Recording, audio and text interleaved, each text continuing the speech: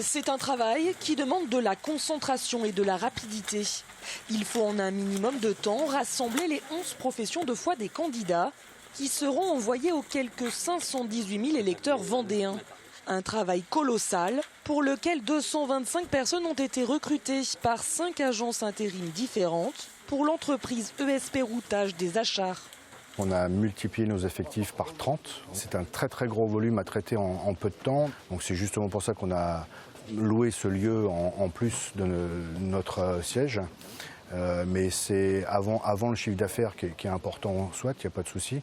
Mais avant le chiffre d'affaires, c'est le challenge qui était super intéressant, quoi. Un challenge que l'entreprise n'avait jamais réalisé. C'est la première fois qu'elle a été choisie par l'État en répondant à un appel d'offres. L'État est en effet le commanditaire. C'est lui qui supporte la totalité des dépenses des élections et qui veille à leur bon déroulement. Pour cela, la préfecture vérifie que tout est fait dans les règles.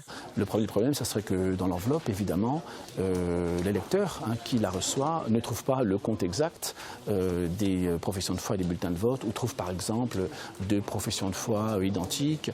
Donc on vient s'assurer de la façon dont c'est organisé, de la rigueur, de la méthode.